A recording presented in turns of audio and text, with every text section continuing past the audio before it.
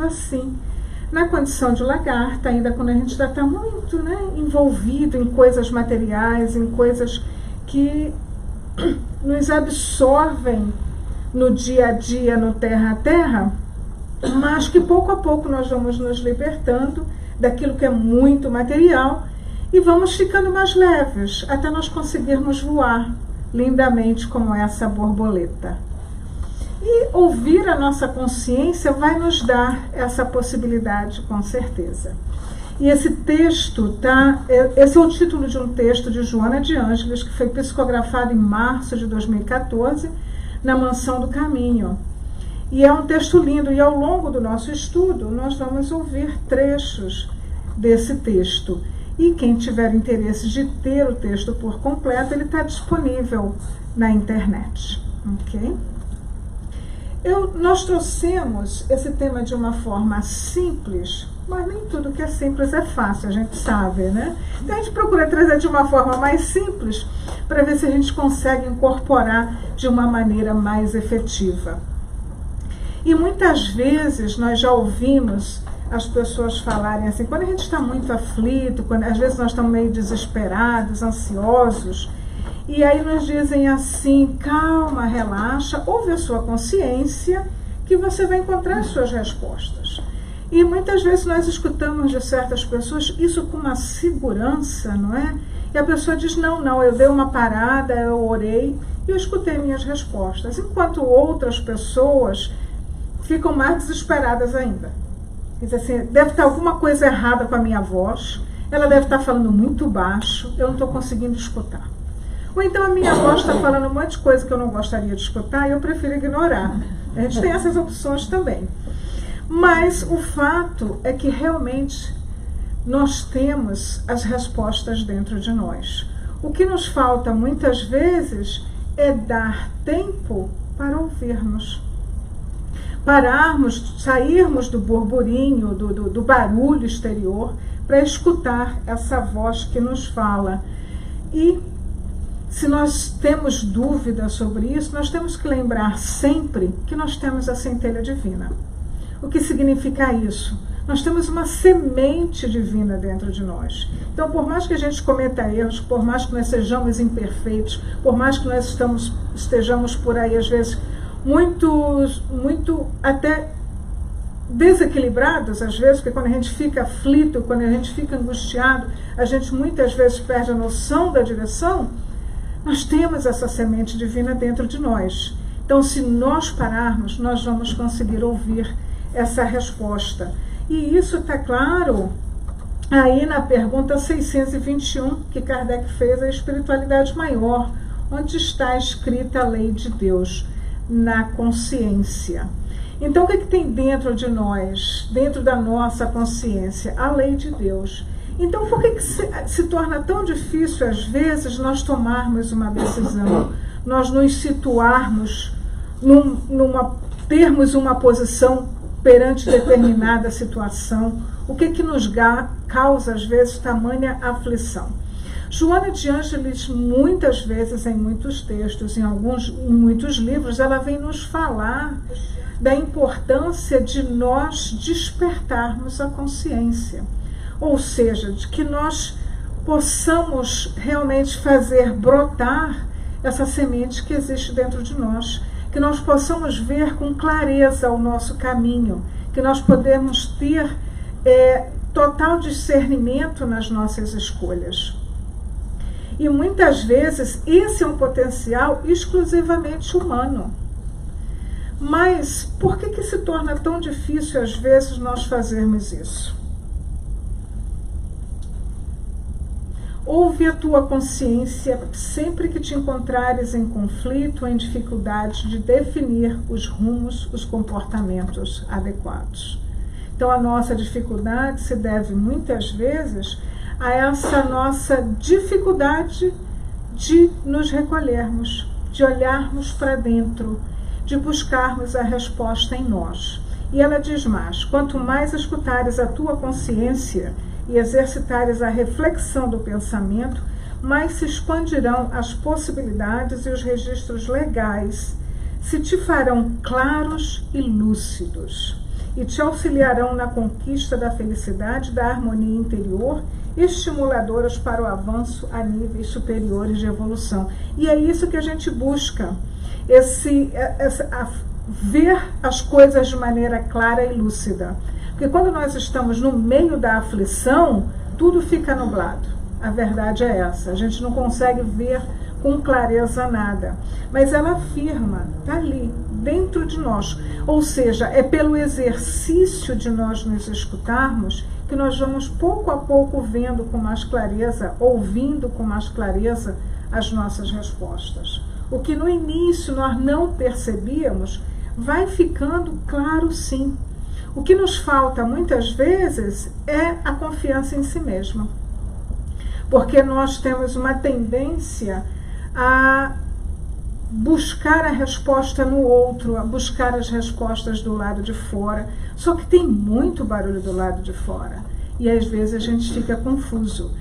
É essencial que nós tenhamos um amigo, uma pessoa querida, que nós temos confiança para dividir as nossas aflições e as nossas angústias. Mas o que nós não podemos fazer é esperar que o amigo, essa pessoa, vai nos dar as respostas. Porque no final a responsabilidade é só nossa. Então muitas vezes a gente diz assim, não, mas olha, a gente escuta alguém, né? A gente diz, se der certo, fui eu que decidi. Se der errado, foi o conselho que foi errado. Não fui eu. Então a gente às vezes terceiriza essa possibilidade, esse poder de escolha, de comando da nossa vida, a gente passa para o outro. E é um privilégio, não gosto de usar a palavra privilégio, porque não tem privilégios entre os filhos de Deus, mas essa possibilidade única nossa, da nossa escolha, da nossa própria vida, a gente transfere para o outro, não é?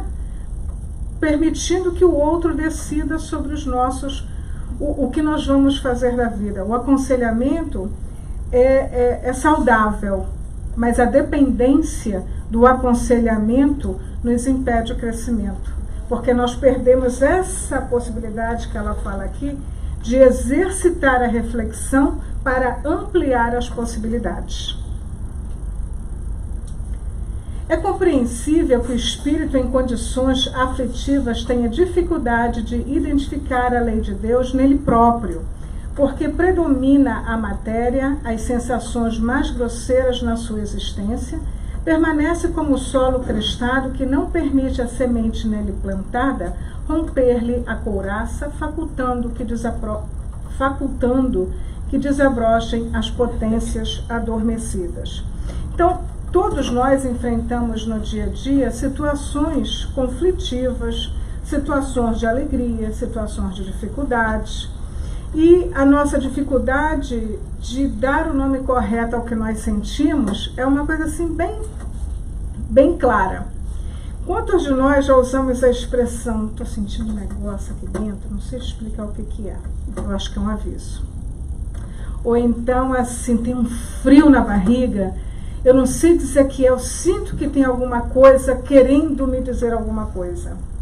E a gente pensa, muitas vezes, pode ser até realmente uma influência, algum nosso anjo da guarda querendo nos indicar alguma coisa.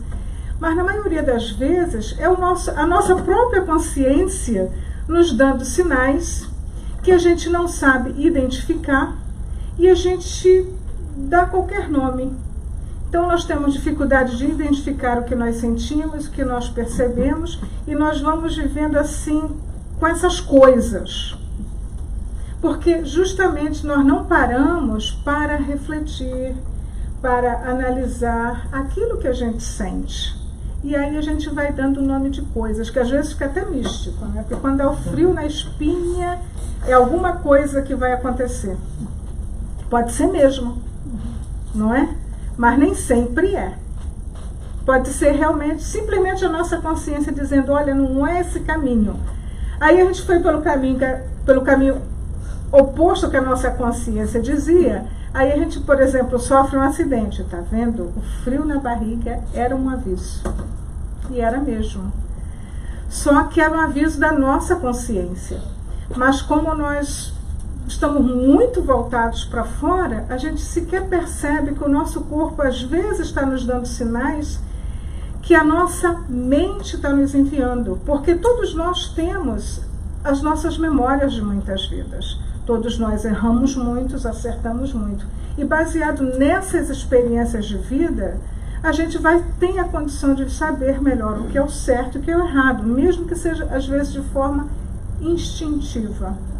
Mas está lá, a memória está ali, arquivada. Então, quando nós estamos numa situação de conflito, de decisão, nós acessamos essa memória. E aí nós vamos pesar os prós e os contras para uma melhor decisão. E como a lei divina, ela está em nós, quanto mais introspecção nós tivermos, mais conhecimento nós temos dessa lei divina. E talvez a nossa dificuldade de nos voltarmos para o interior, talvez seja essa dificuldade de identificar a lei divina. Então vamos recomeçar e fazer um esqueminha para ver como é que a gente vai ouvir melhor a nossa consciência. Vamos começar pela lei de Deus. Tem uma pergunta muito simples, porque Kardec é objetivo, né? Os espíritos superiores não falam muito, eles falam um pouco e dizem tudo. Então lá na pergunta, o que se deve entender por lei natural? A natural é a lei de Deus, é a única necessária à felicidade do homem. Ela lhe indica o que ele deve fazer ou não fazer, e ele só se torna infeliz porque dela se afasta. A lei de Deus é eterna. A lei de Deus é eterna e imutável como o próprio Deus. Então a lei de Deus é a lei do amor. Então pode acontecer o que acontecer no mundo, essa lei prevalece. Se a gente pensar em tudo na nossa vida, a gente sempre vai caminhar em direção à felicidade quando nós exercitamos o amor, em qualquer circunstância. Agora, dizer que a lei natural é aquela que ele indica o que deve fazer ou não deve fazer, se a gente está aflito, confuso, não responde muito, né? Eu sei que eu devo fazer alguma coisa ou não fazer alguma coisa, mas o problema é que eu não sei o que é isso. Então isso cria às vezes muita angústia. Mas por nós sabermos que Deus é soberanamente justo e bom, quando a gente está na dúvida, a gente pergunta: isso que eu vou fazer vai fazer bem a mim e aos demais? Ou vai fazer bem somente a mim, prejudicando a alguém? Quando a gente entende que a lei divina é a lei de amor, todas as nossas decisões, elas terão esse fim. Isso vai fazer bem somente a mim? É como a gente vê a nossa sociedade, quantas situações acontecem em diversas áreas, porque a escolha que é dada para, por exemplo, num projeto, numa determinada área, que vai beneficiar apenas o proprietário daquele terreno e prejudicar toda aquela população em volta. Com certeza não foi baseado na lei de Deus. E que se essa pessoa parasse para refletir o que fazer ou não fazer, ela encontraria a resposta, sem dúvida. Mesmo que fosse uma pessoa sem nenhuma fé. Porque isso não tem nada a ver com religião. Já que essa semente divina está dentro de nós, naturalmente nós vamos encontrar as nossas respostas quando nós olhamos em volta, quando nós olhamos o nosso próximo. Então, mas isso a gente vai aprendendo, pouco a pouco. Esse entendimento, essa clareza, ela vai chegando de acordo com a nossa maturidade espiritual e até a nossa maturidade intelectual. E é um crescimento moral, não seria apenas o intelectual, porque nós vemos muitas pessoas extremamente inteligentes fazendo coisas tenebrosas. Então é preciso que as duas áreas estejam em equilíbrio. Então, nós já entendemos mais ou menos o que é a lei de Deus, e nós já entendemos que as nossas experiências de diversas vidas nos dão clareza de que vão pouco a pouco nos clarificando quem nós somos.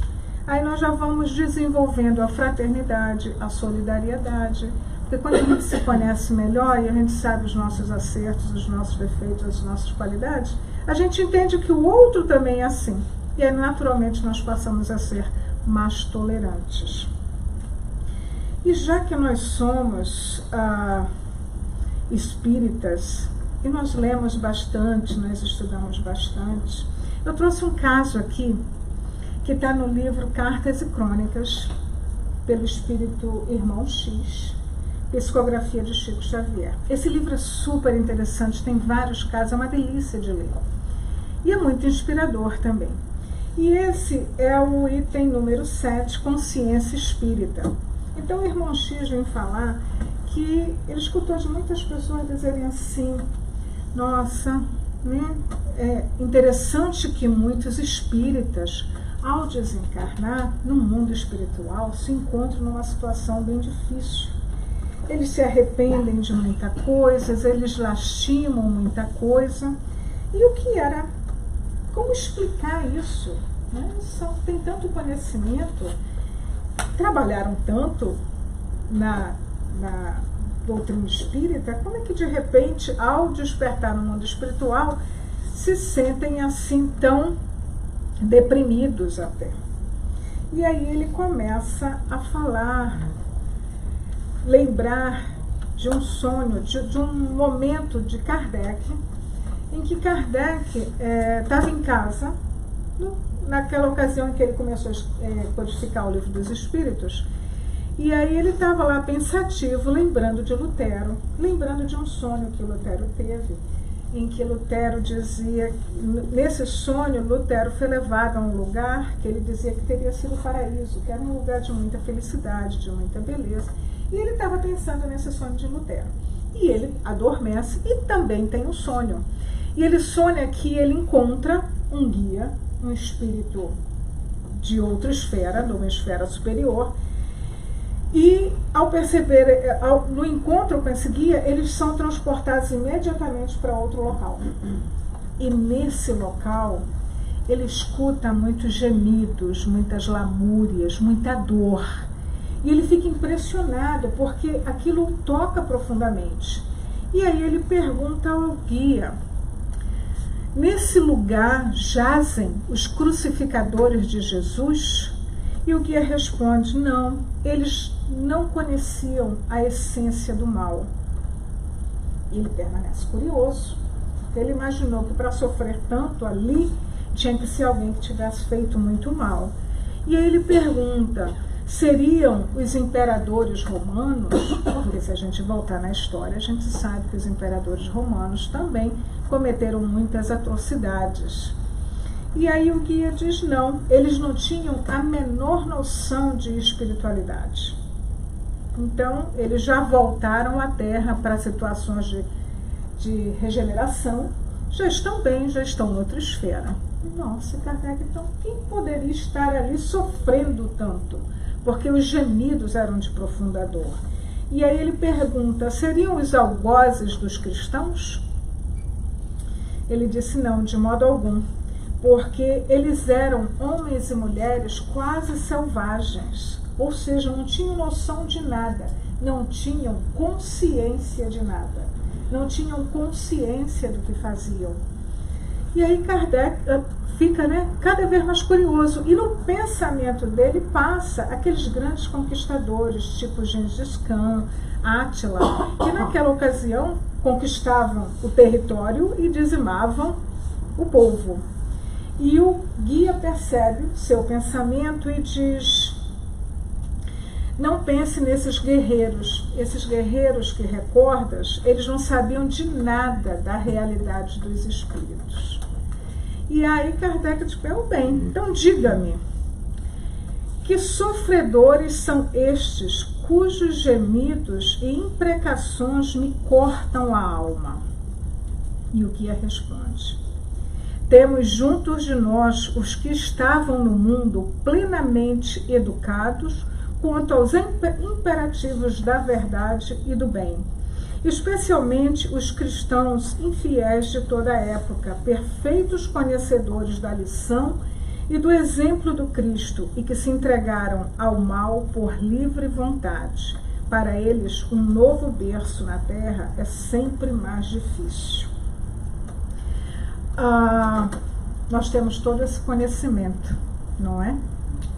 Graças a Deus, nós temos o conhecimento. Então, a nossa consciência, a partir de agora, vai fazer com que nós trabalhemos para fazer o bem. Porque isso não quer dizer que nós sejamos más pessoas. Mas não basta não fazer o mal. É preciso fazer o bem. Então, por que esses espíritos, ao despertar no mundo espiritual, sofrem tanto? Porque se dão conta que sabiam muito, que conheciam muito, mas não colocaram em prática aquilo que sabiam. Então, isso é um chamado verdadeiro para a nossa consciência. Então, o que é a consciência?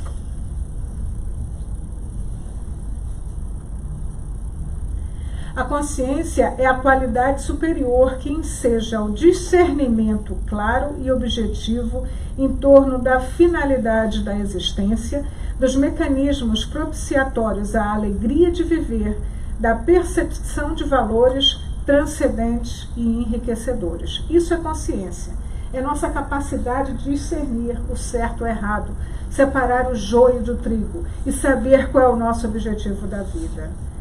E se a gente não sabe o que fazer, mas está lá dito que a lei natural, a gente sabe o que fazer ou não fazer, então vamos ver o que a gente deve fazer.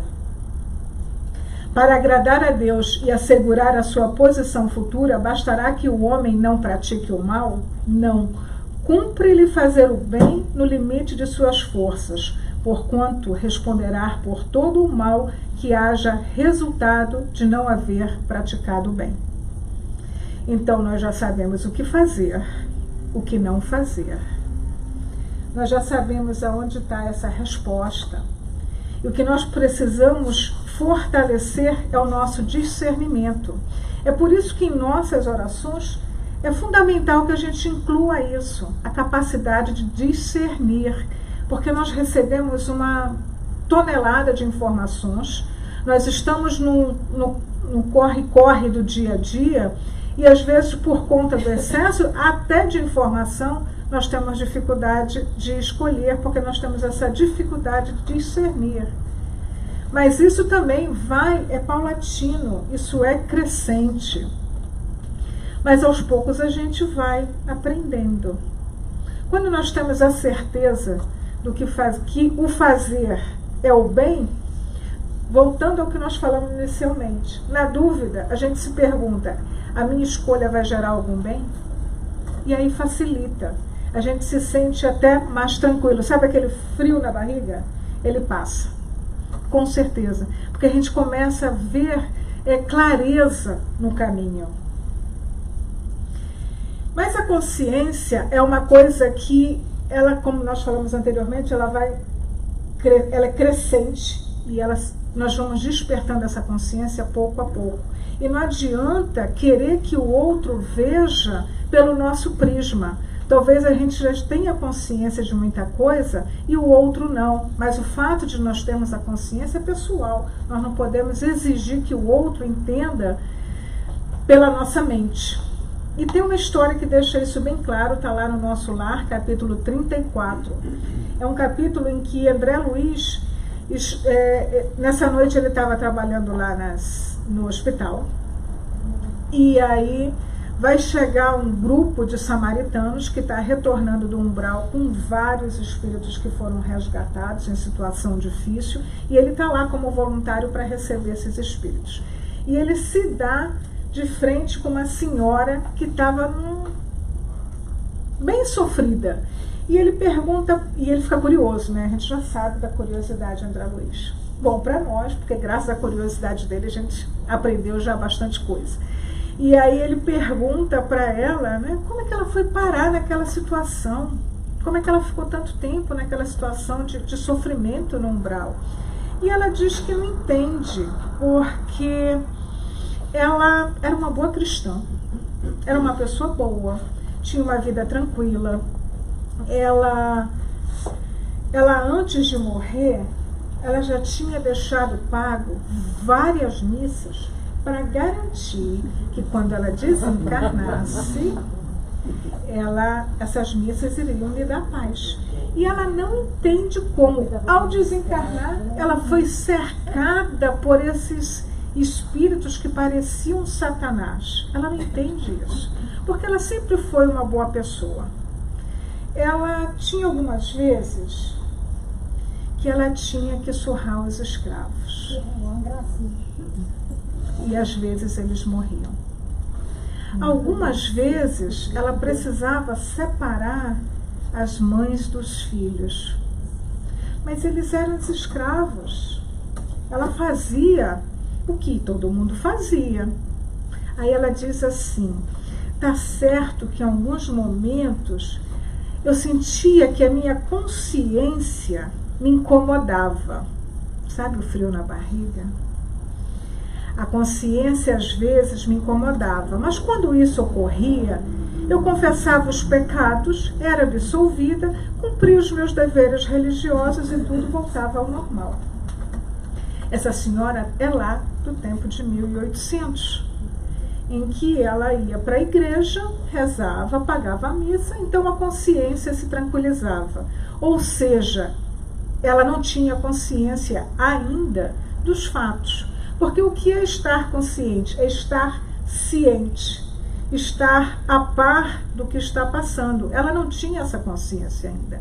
E André Luiz, no afã de querer doutriná-la, começa a falar: mas como que você não percebia que aqueles homens eram seus irmãos também, são nossos irmãos?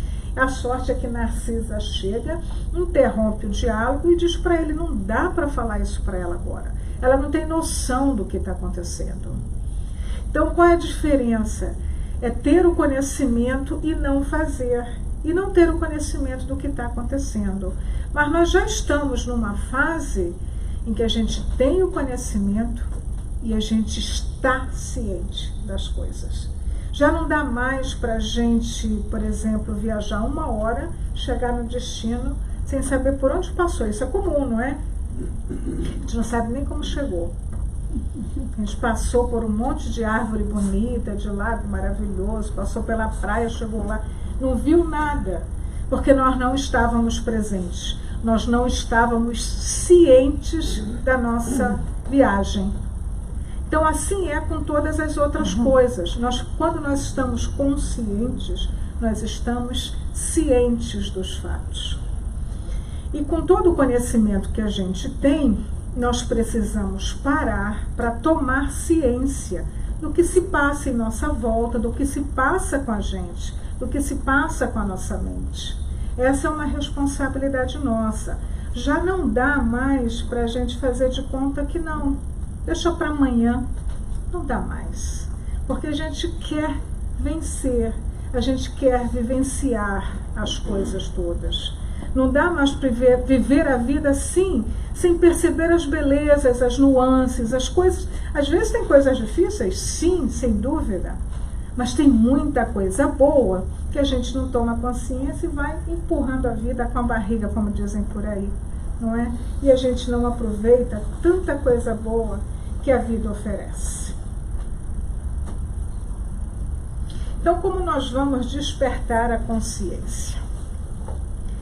A consciência de si representa um momento no qual o indivíduo consegue a harmonia entre o ego e o self, identificando os conteúdos psíquicos, compreendendo os impositivos interiores e sua manifestação na esfera exterior. Falar de ego e self é tarefa dos psicólogos, não é? E para nós irmos a fundo, somente nessas duas palavras, nós precisaríamos de um profissional e nós não vamos tomar uma posição que não é nossa. Mas nós trouxemos uma definição pequenininha de cada um deles que dá para a gente entender claramente como despertar a consciência. Então, nós trouxemos ego. É o conceito que alguém tem acerca de si mesmo. Excesso de consideração, de adoração por, apreço exagerado por si mesmo. Ou seja, eu sou tal, né? Rainha da cocada preta. O self é a junção que compõe a identidade de alguém. especialmente falando do corpo, das emoções, das ideias, dos sentimentos, das sensações e etc. Ou seja, o self é quem nós somos, não quem nós imaginamos ser. Quando nós conseguimos esse equilíbrio entre o que nós imaginamos ser e o que verdadeiramente nós somos, nós estamos despertando a nossa consciência. Nós estamos vendo as coisas com mais clareza. Nós estamos vendo os nossos irmãos assim como nós somos, com acertos e defeitos, qualidades, potencialidades, dificuldades. Quando nós temos essa clareza sobre nós, naturalmente nós entendemos o outro como ele é. Então nós já não vamos exigir que ele tenha determinadas atitudes, porque nós nos colocamos no lugar dele. Naturalmente, as nossas relações são muito melhores, porque nós desenvolvemos a tolerância, a paciência, a compreensão. E aí, veja como ter a consciência desperta transforma a nossa vida. Então já não dá mais para ficar escondidinho, enfiar a cabecinha lá na terra, feito um avestruz. Por mais que a consciência nos traga à luz muitas dos nossos problemas interiores, é só através dessa luz que nós vamos conquistá-los. Porque às vezes o que acontece é um medo, não é? De se ver como se é verdadeiramente.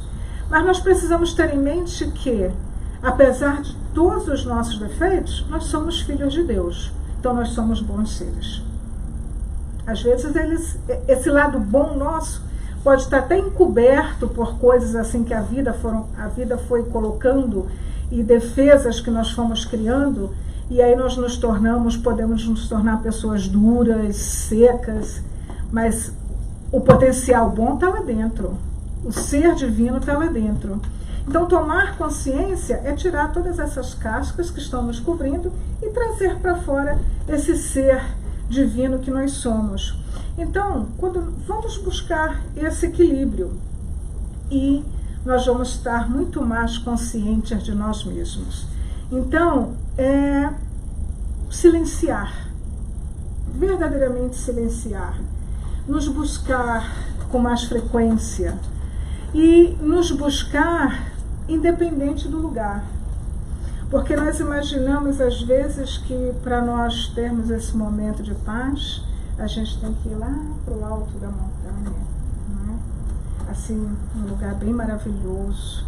Agora imagina, se para encontrar essa paz a gente precisa ir para esse lugar maravilhoso, quem não pode ir para o lugar maravilhoso? Vai viver no inferno? Não dá. Então, essa paz está dentro de nós e a gente precisa assumir esse compromisso. Lembra-te que és humano e o processo de conscientização é lento, que adquirirás segurança e lucidez através da ação contínua. Então, não é hoje eu decidi que eu vou mudar a minha vida. Aí hoje eu faço um monte de coisa. Aí amanhã eu já não faço mais. Aí no dia seguinte eu faço. Aí fica essa coisa quebrada que nunca tem continuidade. Não, essa busca é contínua. Pode ser um pouquinho de cada dia, mas sem parar. Não é? Então já está na hora de nós realmente desligarmos o piloto automático e vivenciar cada momento da nossa vida.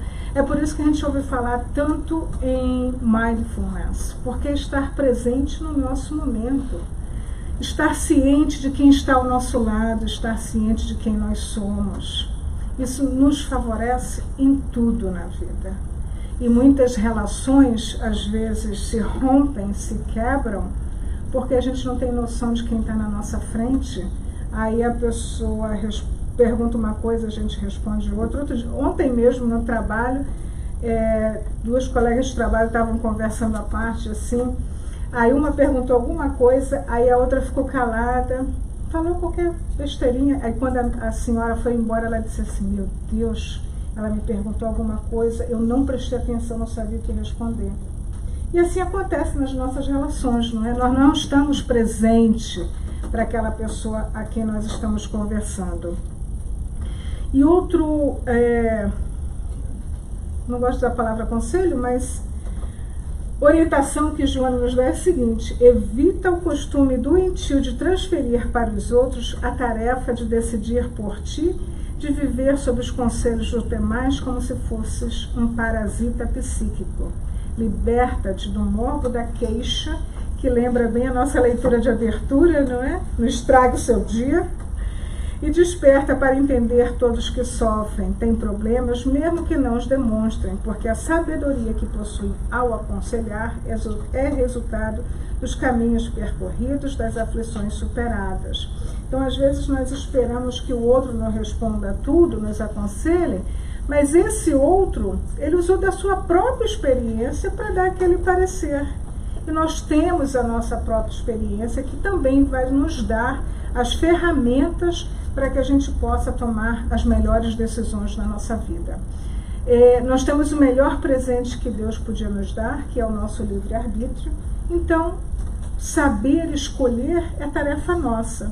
Vai ficando cada vez melhor, as escolhas vão sendo cada vez melhores, de acordo com a nossa experiência, seja ela positiva ou negativa, porque toda experiência nos ensina. Quando a gente erra, a gente aprende que não é aquele caminho para seguir. Quando a gente acerta e é feliz, esse é o caminho a seguir. Então, voltando a esse lugar que nós precisamos buscar, nos recolher, nós trouxemos palavras aqui de Jesus, que diz: vinde vós aqui à parte, a um lugar deserto, e repousai um pouco. Então, aonde é esse à parte? É dentro de nós. Porque se nós não tivermos esse momento de nos interiorizarmos, nós vamos fazer os 45 dias do caminho de Santiago e a gente não vai encontrar as nossas respostas. Porque nós podemos nos recolher até no meio de uma multidão. É nós desligarmos do barulho exterior e voltar para o interior. É claro que é muito mais favorável nós nos recolhermos num lugar silencioso, aqui no centro, que tem toda a atmosfera propícia para isso, num local tranquilo, mas também a gente corre um risco, né? A gente vai para a praia, para um local tranquilo, lindo, maravilhoso, a gente dorme, não se recolhe. Então, é essa vontade de se encontrar que faz a diferença. Então, esse à parte é dentro de nós. No precioso símbolo temos o santuário íntimo do coração, sequioso de luz divina. O Senhor reportava-se à câmara silenciosa dentro de nós. Quantas vezes nós ficamos na aflição buscando o que está fora, quando a nossa resposta está dentro. E Emmanuel complementa: no templo secreto da alma, o Cristo espera por nós, a fim de revigorar-nos as forças exaustas. Busca descobrir em ti mesmo o lugar à parte, onde repousarás em companhia do Mestre. Não tem nada melhor que isso. Então, na aflição, ao invés de se levar pelo barulho exterior, é repousar na companhia do Mestre. Diante de todo e qualquer aconselhamento, peças e recebas. Não deixes de consultar a tua consciência. E para encerrar o nosso estudo, nós vamos deixar essa slide. Levanta-te, desperta tu que dormes. Levanta-te dentre os mortos e o Cristo te iluminará. Acordemos para a vida superior, levantemo-nos na execução das boas obras e o Senhor nos ajudará para que possamos ajudar os outros. Que Deus esteja conosco hoje e sempre. Obrigada.